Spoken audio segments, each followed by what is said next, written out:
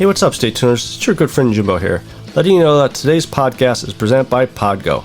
Podgo is the easiest way for you to monetize your podcast, providing podcasters with a flat rate for ad space so you always know how much you get when you include an ad from Podgo. I recently joined as a member and you can too. Apply today and let them know that you heard from Stay Tuned Sports and you start earning today. That's podgo.co at podgo.co.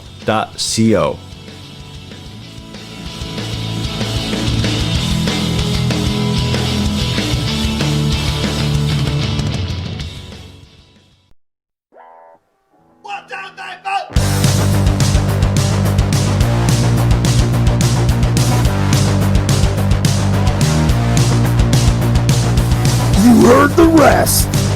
Now here's the best. Stay Tuned Sports Podcast. And hello there, all you Stay Tuners. Welcome back to another episode of Stay Tuned Sports. It's your good friend Jimbo here, like every week.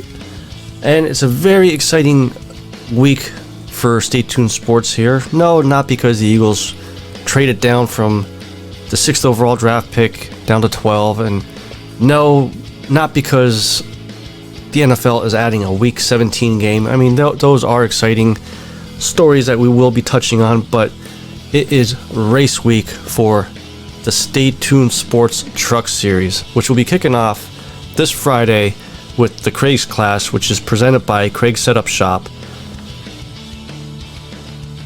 It's going to be a very exciting race. Basically, what this race is, all the pole winners from last year are entered into this race. Plus, there is a Clash Open race, so whoever wins that one will be the 14th driver to race in the Clash, which, like I said, will happen on Friday at 9:30 over on 3YTV on YouTube. So make sure you guys come over and check it out. I'll be in the chat there, talking to everybody. But kind of, before we actually really do get into the iRacing Truck Series talk here, head over to staytunesports.net. Our social media accounts are all on the right hand side there. You could like them, share them, subscribe to them, whatever each one says to do. And then on the very top of the website is our merch tab that you could go buy some hoodies, or with spring coming up, maybe I'll make like a tank top, a Stay Tuned Sports tank top or something. Add that to the list of things I have to get back into doing. I've been kind of falling behind with that stuff. But so, like I said, Friday night is the kickoff of the season for the Truck Series, and Mitchell Adams is coming back as the reigning champion. Pretty much had it wrapped up as the green flag dropped at the last race. James Lorello came in second, and Bill Edwards came in third in points. And speaking of James Lorello, another piece of exciting news. I'm happy to officially announce that we are actually sponsoring James Lorello this season, for the Stay Tuned Sports Truck Series. Very good racer last year. He won 7 or 8 races, multiple top 5, top 10 finishes. Like I said, he came in second. There was a couple races he had some incidences that probably affected the outcome of this championship race last year, but happy to have him sponsoring his truck. So make sure you guys, when you guys tune in, look for the number 11 truck. But I also want to take 1 second here. I was thinking about it. I watched the races all last year, very entertaining, and I wanted to put like a little bit of a list together. If this is your guys' first time watching these guys race, who to look out for. And I got a couple people here that I want to kind of give you guys a little bit of insight on them. And the first one was Andrew Hinneman. And Andrew, I'm sorry if I screwed up your name, but he's a young kid. Early on in the season, seemed like he was had a little bit of trouble, but towards the end of the season, seemed like he started really come on and put some consistency together. And he also races in the Super Speedway series for NSRA, and currently he's in 6th in the points. So he's getting that consistency down. And if there's one thing I've learned in the past 2 years of watching iRacing and just in general, if you could get some consistency of top 10s, you're going to be up there in the points when it comes time for the championship chase. So, I mean, he's definitely one of them to keep an eye on. Plus, he was able to actually put a SimShots team together, which he runs over on Facebook. If you look up SimShots, make sure you guys click the like button on there and follow him there. Another young driver is JT Poole. He impressed me second half of the season. Same thing. Just seemed like it all started to come together for him.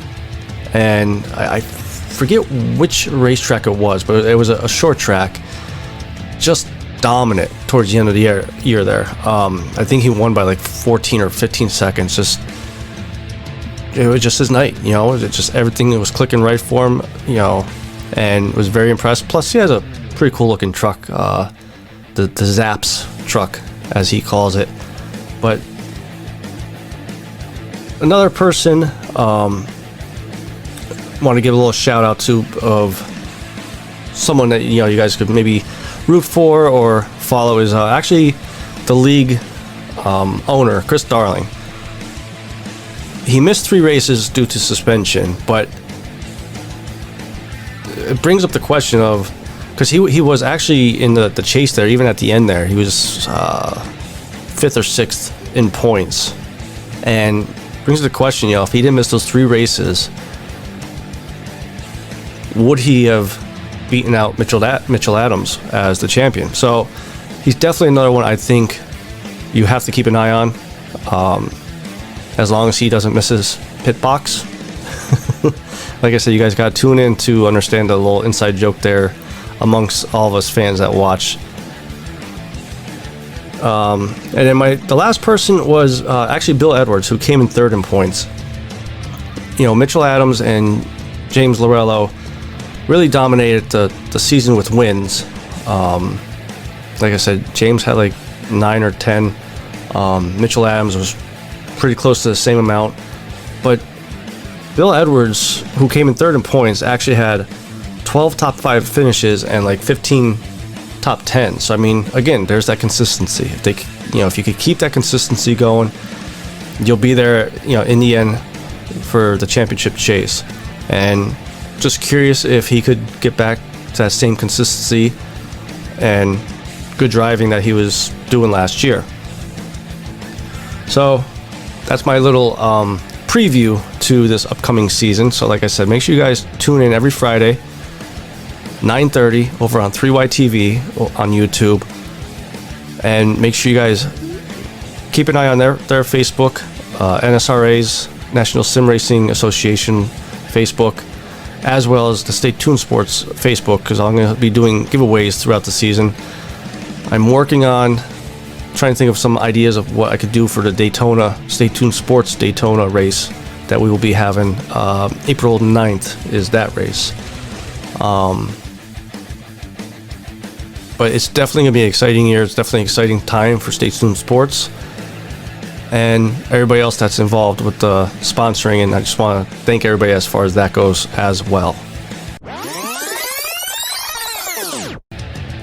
So like I said at the top of the show, it was just announced a couple hours ago, right around 2-3 o'clock Eastern time, that the NFL has, well, actually the owners have approved adding a 17th week football game, which we all knew was going to happen when the players and the owners agreed to the new CBA before last season. And there are a lot of players that are not happy about it, about adding a 17th game. One player was Kamara from the Saints. Darius Slay from Philly was another one, saying it's stupid, this and that. I'll give Cameron Jordan credit. The way I took his tweet was basically, you know, we knew what we were signing up for when we signed the new CBA, and you know, it is your right to, you know, voice your opinion about not liking that 17th week. I know one of the players, I forget which one it was, but it might have been actually Torrey Smith, the former wide receiver of Philly and Baltimore Ravens, saying that some of the off-season stuff may have to be scaled back due to player safety, and nothing came out yet, but the NFL Players Association's assistant executive director did say that there will be automatic changes to the off-season and in-season workout schedules as a result. To me, that sounds like, if you guys remember how the COVID protocols were implemented before last season, a lot of virtual training, meetings, things of that nature. I see that happening as a permanent thing, and I kind of saw that coming about. Now that I'm looking back at it, I think it was like halfway through the season or so. Forget if it was a union member or owners or something like that saying they definitely could see this protocol type stuff being a permanent thing. And as much as I'm happy that there's a 17th week, they do have to figure out something to help these players stay healthy a little bit longer, because come week 17, you don't want your star receiver, your star quarterback getting injured and having Joe Schmo, who's really shouldn't be in the league, starting a playoff game. Now, one aspect of this that they were able to already kind of start changing is there will be no longer 4 games for preseason. They're dropping it down to 3 games only for the preseason, which, in my opinion, I still think it's one too many games. You think about, that first, you really should only be using the preseason games for roster bubble guys. Aaron Rodgers, he's making the team. There's no need to play him at all. But if you look at, like, say, for example, a couple years ago with, say, Boston Scott, who was a roster bubble guy, or Greg Ward, a roster bubble guy, those preseason games are what helped get Greg Ward back onto the practice squad, or Boston Scott that made the opening day roster. It didn't help or hurt Carson Wentz. I just think, when it comes to player safety, preseason should be the first thing that a lot of these players, or a lot of these owners, should look at to help eliminate a week of playing for these quote stars. But I'm just kind of tired of seeing these players coming out and saying, "Oh, this is stupid." They don't care about safety, and let's be honest. The owners are in the business to make money. They're not in this to make the players happy or give them the money. They're in the business to make this money. So if it means adding a 17th week that will bring in millions of dollars, because the TV deal still has yet to be worked out yet, and I think with adding this 17th week is going to make it even better now for the owners as far as making money. And on top of that, if you guys really were this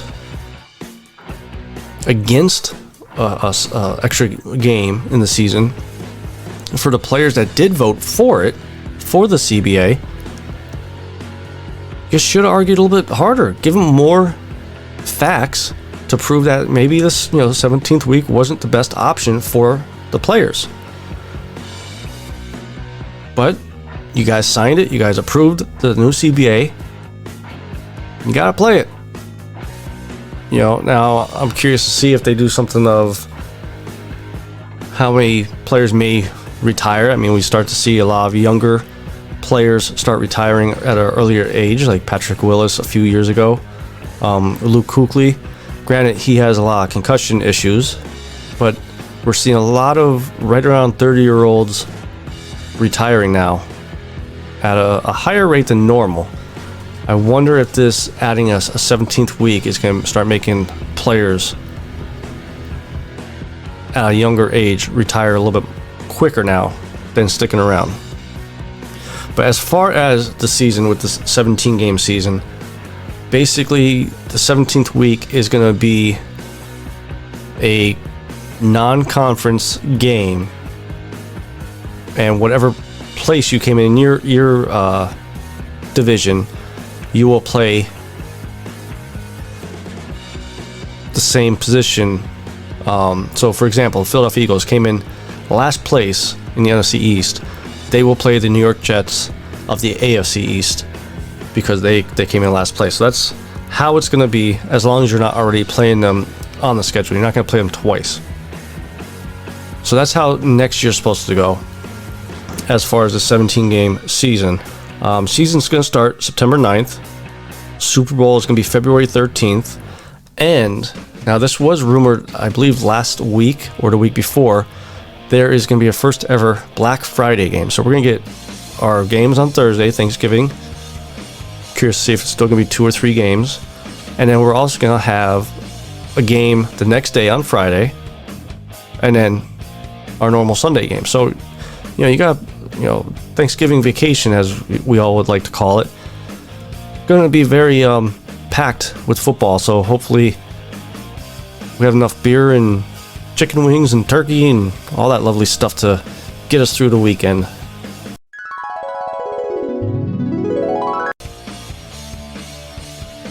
Also, like I talked about on the top of the show about my Philadelphia Eagles making a big trade involving the Miami Dolphins and San Francisco 49ers. Miami Dolphins made a trade with the San Fran 49ers to trade them the 3rd overall draft pick for the San Fran's 12th overall draft pick, which the Dolphins then turn around and traded that to the Eagles for the number 6 pick. So, diving into this team by team, the Miami Dolphins, like I said, they get the number 6th overall draft pick. Now, they already came out and committed to Tua, which I think was the right call. I still don't think Tua is going to be a Aaron Rodgers or, Tom Brady or anything like that, but I think he's going to be a serviceable quarterback that, if you put enough weapons around him, can make him a little bit better than a serviceable quarterback. And by the Dolphins, basically just reaping in first round draft picks over the next couple of seasons is going to help put players around Tua and, help the offensive line if it starts getting banged up or getting older. Like I said, they get the 6th overall this year. Plus, they still already have the 18th overall draft pick.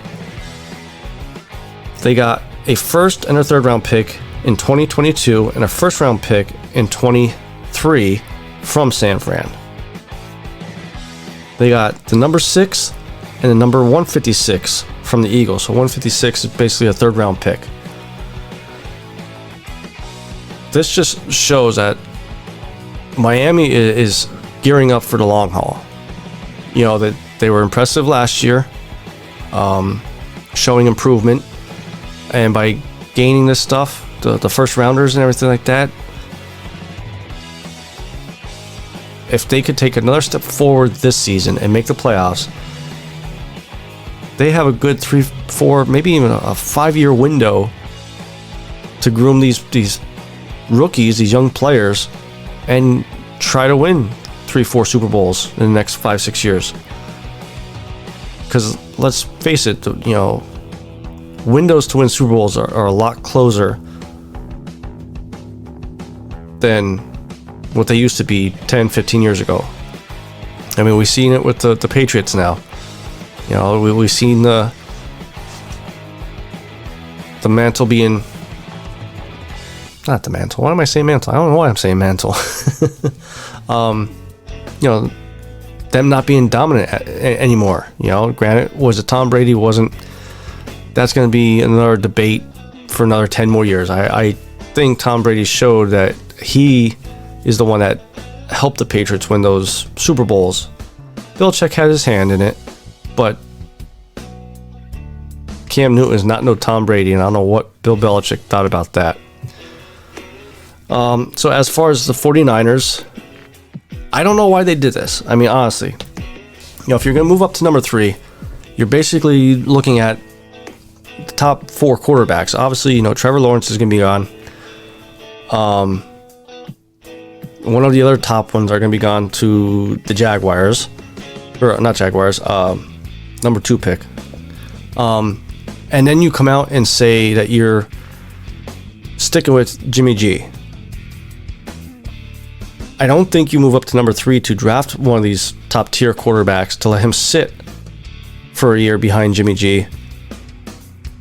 So, and again, are they going for offensive line help? Because I can't see why they would go wide receiver. They already have, I believe, 2 first-round wide receivers on their roster with Dabo Samuel and the kid last year that they took.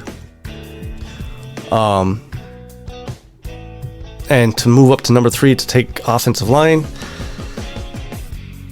I just don't see it. I don't know why they did this unless they have a backdoor trade, they're waiting for to move out of number 3 to get more picks back than what they gave up for this. Then for my lovely Eagles, as of right now, I'm sticking with that. I don't like the trade. I don't like what they did. So they gave up the number 6, which Chase from LSU is going to be gone by the time number 12 comes. Pitts from Florida is going to be gone by the time they're up to pick. I would think Smith from Alabama or Waddle from Alabama is going to be gone.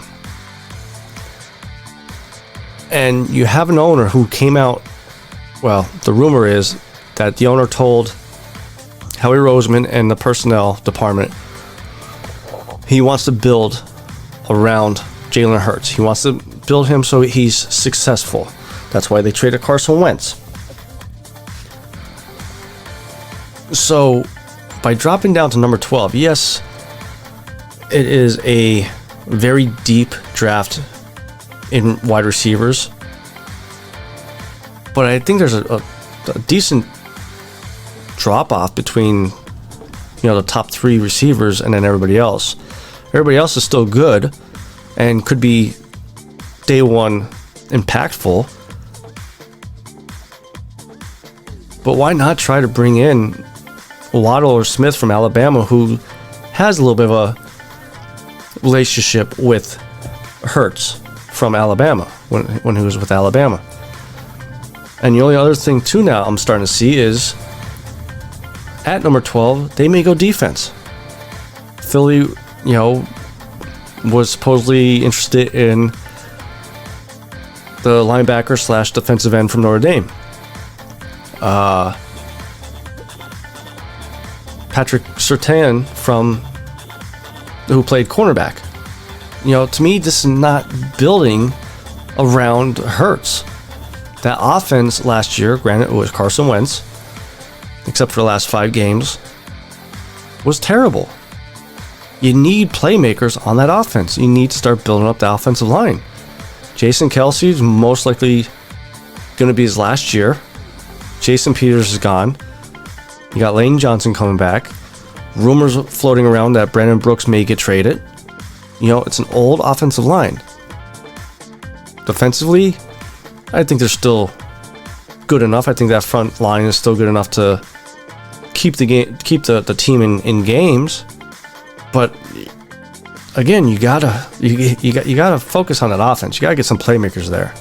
And by dropping down to number 12 is not going to do it.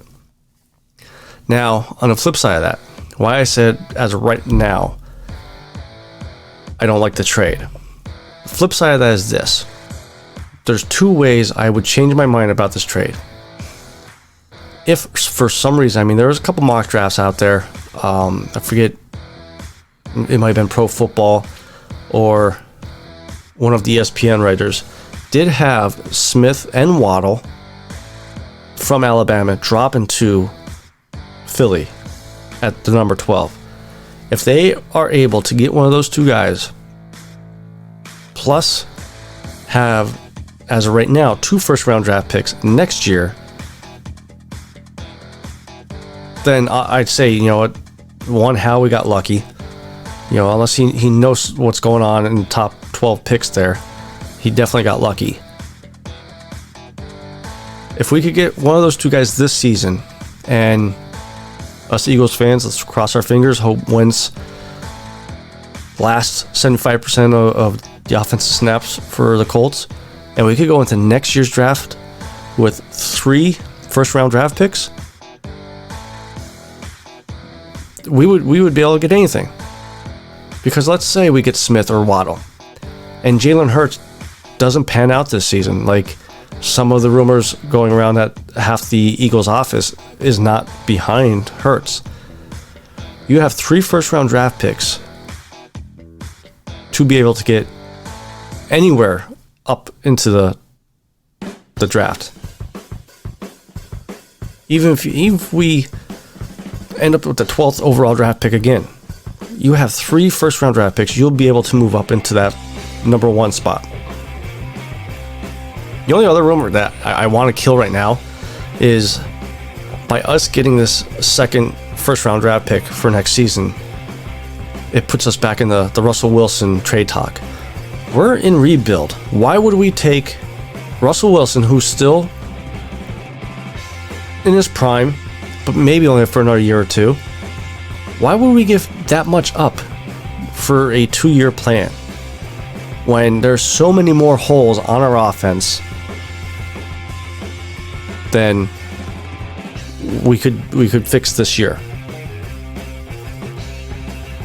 Howie knows, though, that Jalen Hurts is linked to him, and if he can't make Hurts successful, his job is over. And as of right now, I don't think this was the right trade to do to help Hurts.